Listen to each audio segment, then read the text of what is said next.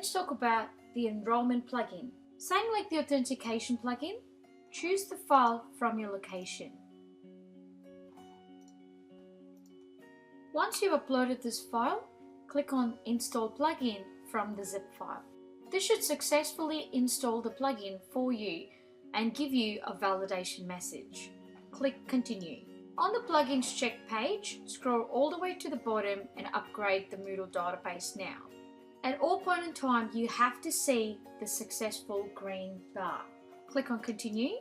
Now you've successfully installed the WiseNet Moodle Connector Enrolment plugin. Now navigate to your site administration again, go to Plugins and click on Enrolments. Click on Manage Enroll Plugins.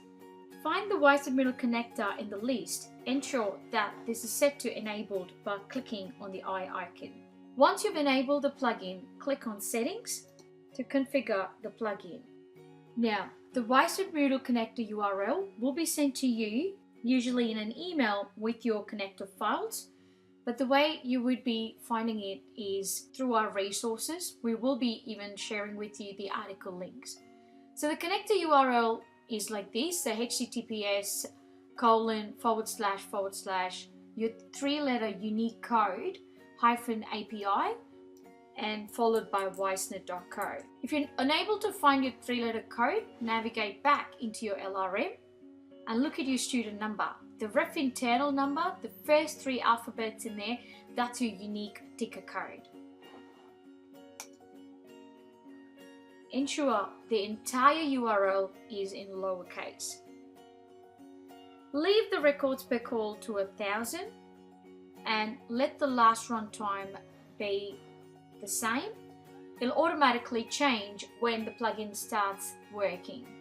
The username and password is exactly what you created when you set up your Moodle Connector account through WiseNet. You can click on Unmask to check if the password you've entered is correct. The local user field has to be set to username and the role field is set to short name. Now, the remote course field, there are 4 different options in here for you to choose from. The course offer code is usually used when you have linked an entire qualification to a course offer in WiseNet. If you want all your students from a particular course offer to enroll into a particular Moodle course, then you will be using the course offer codeway. The course code and the unit code is not something that we usually recommend. The reason being, you want to be able to manage your students according to their enrollment dates. The course code and the unit code does not look at the dates, it only works on the learner app expiry date. So choose between either the course offer code or the unit offer code.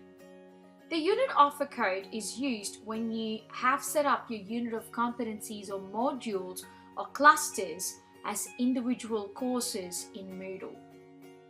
When there's a one-to-one mapping between the unit group or the unit of study from WiseNet to Moodle, you will be enrolling your students using the unit offer code.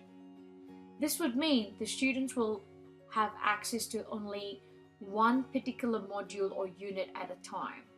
When you use the unit offer code, you will have further options to choose how many days or weeks before you want to enroll the student depending on the unit start date, and days or weeks after the end date you want to suspend them from Moodle. And the dates are all taken from the enrollment dates in WiseNet. So the unit start date and the unit end date is what's taken into consideration when it enrolls the student into the particular unit in Moodle. But as I said, this will work only if you have created your units or modules as individual courses in Moodle. You can further filter by outcome. If your students are funded, then you can filter by outcome and say, enroll students only when they get a 70.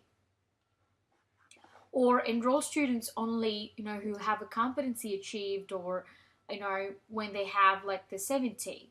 Because you don't want to bring in students who have a credit transfer or an RPL into a course. This works even for New Zealand. If you click on New Zealand, it'll automatically pick up the STR outcomes. At the moment, we don't integrate with NZQA outcomes. It only looks at the SDR outcomes. If you don't want to filter by outcome, just leave it unticked. Scroll down. The email address for error alerts should be sent to your IT. The default role should be set to a student. So as and when it enrolls a user, it automatically puts a default role of a student. You can ignore hidden courses if required. The external unenroll action by default should be set to disable course enrollment. If you unenroll the user from the course completely, then this will remove any assignments or grades the student has achieved against the course. You can choose to keep the user enrolled even after the Learner app and the e-learning access has been disabled from WiseNet. Keep the tick on where you want to allow the Moodle connector to be applied to all the new courses so it can automatically bring students from WiseNet to Moodle, and enable WiseNet Moodle connector enrollments. The default will always be a yes. Once you've put in all these different fields and set up your plugin settings, click Save Changes at the very bottom. Now you've completed installing your enrollment plugin.